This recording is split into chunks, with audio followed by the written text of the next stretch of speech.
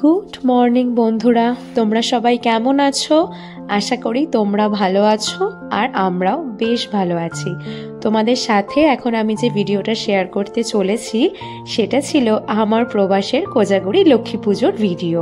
আর জানো তো, আমি আগের দিন রাত্রিবেলা থেকেই ভিডিওটা একটু করছিলাম, তার কারণ আমরা দুজনেই ভেবেছি আমাদের প্রবাসের বাড়িতে এবছর আমরা যতটা পারবো সেরকমভাবে মা লক্ষ্মীর আয়োজন করব।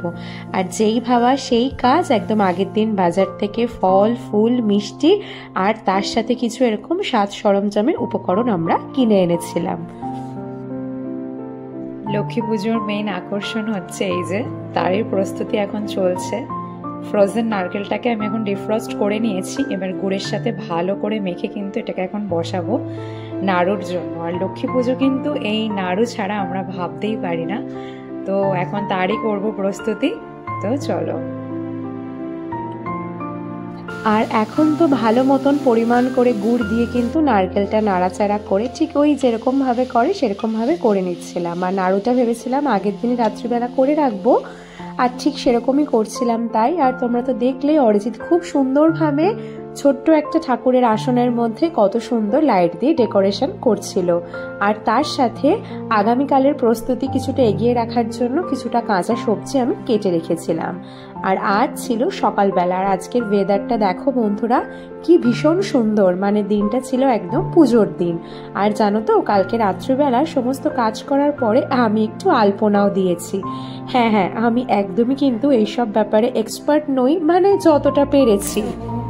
আমি তো এখন স্নান করে চলে এসেছি, যদিও বা এখন শাড়িটা পরিনি, এখন অনেক কাজ করতে হবে। এই যে ওদিকে তো মাকে ওরকমভাবে সাজিয়ে রেখেছি, মানে কিছুটা, এখনো তো মানে পুরোপুরি সবকিছু হয়নি, প্রচুর কাজ করতে হবে এখনো। ঘড়ির কাটার সময় হচ্ছে দেখতেই পাচ্ছ, প্রায় 11টা বাজতে 10 মিনিট বাকি। সকালে উঠে অনেক কাজকর্ম সেরে স্নান করে এখন চলে এসেছি। আর এখন আস্তে আস্তে এবারে যাব ঠাকুরের কিছু ভোগের প্রস্তুতির জন্য। তো এই হচ্ছে ব্যাপার। তো চেষ্টা করব আজকে সারাদিনটা যতটা পারবো তোমাদের সাথে শেয়ার করতে। তো চলো এরপরে কি করছি সেটাই দেখাবো। ঠিক যেমনটা বললাম, একে একে কিন্তু একটু একটু করে ঠাকুরের জন্য যেগুলো ভেবেছি শুকনো খাবার বানাবো তারই চলবে প্রস্তুতি। তো প্রথমেই আমি কড়াইয়ের মধ্যে দিয়ে দিয়েছিলাম একটুখানি ঘি, আর তার সাথে কিন্তু এখন দিয়ে দিচ্ছি পরিমাণ মতন সুজি, কারণ প্রথমেই ঠাকুরের জন্য সুজির যে হালুয়াটা হবে সেটা করে নেব। আর এই যে তোমরা তো দেখতেই পাচ্ছ একদম সুন্দরভাবে যা যা উপকরণ দিয়ে বানায় আমি সেরকমভাবেই বানানোর জন্য চেষ্টা করেছি। আর কিন্তু প্রায় হয়েও এসেছে, এরপরে গ্যাস অফ করে একটু ড্রাই ফ্রুটস দিয়ে ডেকোরেশন করে দিলেই হবে। আর তারপরে এখন কিন্তু আমি আর একটা জিনিস বানাবো, সেটা ছিল মালপোয়া। তার জন্য যেমনটা দেখছো পরিমাণ মতন কিন্তু আমি এখানে নিয়ে নিচ্ছিলাম ময়দা।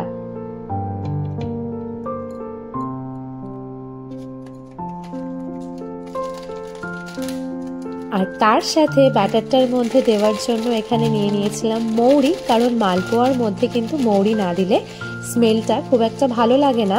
তো আমরা নিজেরাও যখন এমনি খাই সেরকমভাবেই করি, আর আজকে ঠাকুরের জন্য কিন্তু সেরকমভাবে করেছিলাম। তো তারপরে বেশ কিছুক্ষণ, মানে আধ ঘন্টা থেকে 40 মিনিট কিন্তু ব্যাটারটাকে আমি গুলে রেখেছিলাম যেন সুন্দরভাবে থিকনেসটা হয়।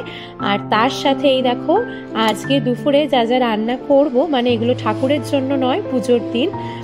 তো ওই যে সবজিগুলো যে কালকে কেটে রেখেছিলাম সেটা তো রাত্রিবেলা ধুইনি, সেটা সকালবেলা ধুলাম। আর খিচুড়ি করব, তার জন্য কিন্তু আলাদা আলাদাভাবে চাল আর ডাল আমি ভেজে একদম সুন্দরভাবে ভিজিয়ে রেখেছি। আর তার সাথে দেখো এদিকে কিন্তু ময়দাও বানিয়ে ফেলেছিলাম। আর ঠাকুরকে ভেবেছি লুচির সাথে দেব শুকনো 5 রকমের ভাজা, তো সেই মতন কিন্তু ঠাকুরের ভাজাও কেটে ফেলেছি। আর এখন আমার এই পুচকি মিনি কড়াইতে বসিয়ে দিয়েছিলাম তেল, আর চলো এখন একে একে মালপোয়াগুলো বরঞ্চ ভেজে ফেলি। আর মালপোয়াটা হওয়ার পরে তারপরে কিন্তু বসিয়ে দিয়েছিলাম 5 মিশালি তরকারি, যদিও বা এটার আগে আমার আরও 2টো পদ কিন্তু রান্না হয়ে গিয়েছিল, পায়েস আর হচ্ছে আলুর দম।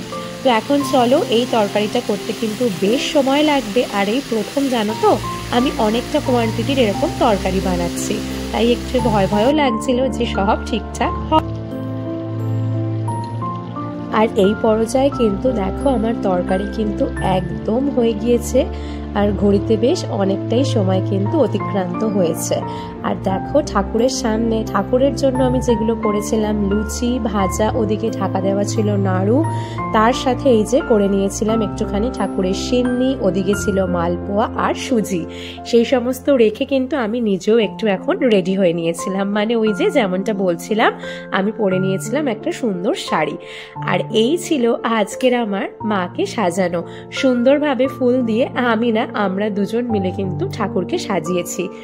আর জানো তো সত্যি কথা, এই পুজোতে আরো অনেক কিছু সরঞ্জাম লাগে, আরো অনেক কিছু নিয়মও মানতে হয়। তো যাই হোক, প্রবাসে তো সবসময় সবকিছু জোগাড় করা আমাদের জন্য সম্ভব হয়নি, কিন্তু আমাদের দুজনের মনটাকে একদম শুদ্ধ রেখে মাকে আমরা মন থেকে পুজো করেছি। আর দেখো এরকম ভাবে সাজিয়ে নিয়েছিলাম ধূপকাঠি মোমবাতি দিয়ে। আর তারপরে এখন কিন্তু আমি পড়ছিলাম মা লক্ষ্মীর পাঁচালি।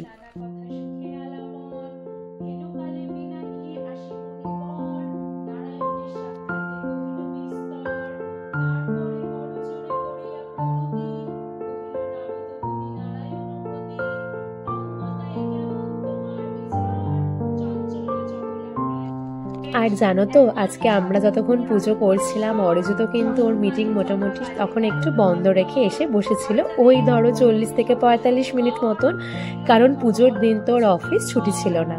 তো তারপরে পুজো টুজো করে উঠতে উঠতে হয়ে গিয়েছিল অনেকটাই বেলা। তো ওঠার পরে কিছুক্ষণ আমরা একটু শুকনো প্রসাদ খেয়ে এখন কিন্তু আমি চলে এসেছিলাম খিচুড়ি করার জন্য, কারণ খিচুড়িটাই আমার বাকি ছিল, বাকি হয়ে গিয়েছিল সব রান্না।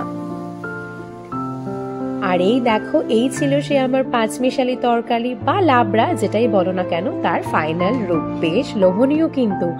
আর তারপরে দেখো আমি কিন্তু শাড়িটা চেঞ্জ করে একটা পরে নিয়েছিলাম সালোয়ার। আর তখন কিন্তু ঘড়ির কাটার সময় ছিল ওই সন্ধ্যা 6:30 কি 7টা। আর আমার বাড়িতে কিন্তু অতিথিরাও আজকে এসেছিল। তো এসেছিল হচ্ছে নন্দিনীদি, শুভদীপ্তা আর আমাদের ছোট্ট গুলু সোনা। তার কারণ জানো তো, এই প্রবাসে ওরাই আমাদের যেন একমাত্র পরিবারের মতন। যদিও বা আজকে যদি আমার বান্ধবীরাও থাকতো হয়তো তাদেরকেও ডাকতাম, কিন্তু ওরা তো তখন ছিল ইন্ডিয়াতে, তার জন্য তো আর ওদেরকে ডাকা হয়নি। আর এই দেখো আকাশের একদম গোল ভরা একটা পূর্ণিমার চাঁদ, আমরা সেটাই ফটো তুলছিলাম।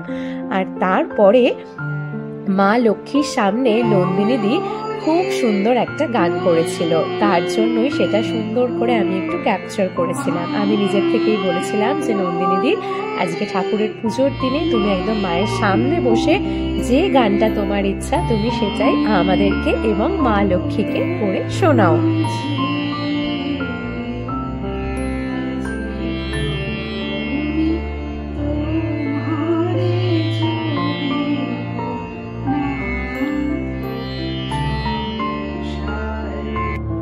তো গান শোনার পরে ঘড়ির কাটায় সময় দেখি প্রায় 8:30 9টা। শুধু গান নয়, অনেক গল্প হাসি মজা করার পরে আমি ওদের তিনজনকে আস্তে আস্তে খেতে দিয়ে দিলাম, কারণ ওদেরকেও কিন্তু বেশ খানিকটা রাস্তা যেতে হবে, আবার বিশেষ করে ট্রেনে করে যেতে হবে। আর এই ছিল মোটামুটি আজকের আমার আয়োজন, খিচুড়ি, আলুর দম, লাবড়া, ভাজা আর ছিল পায়েস। তো ওরা খাওয়া দাওয়া করে গেল প্রায় তখন 10টা 10। তাই একটু আমরা নিচে এসেছিলাম ওদেরকে ছাড়ার জন্য। আর এখন তো আবার লিফটে করে চলে যাব ওপরে, কারণ আজকে দুজনে আমরাও প্রচন্ড রকম ক্লান্ত। কালকে রাত থেকে চলছে পুজোর আয়োজন, খুব সুন্দরভাবে প্রবাসে প্রথম বছর নিজে হাতে করে মা লক্ষ্মীর আমি আয়োজন করতে পেরেছিলাম, সেটাই তোমাদের সাথে শেয়ার করলাম। কেমন লাগলো অবশ্যই আমাকে কমেন্ট করে জানিও।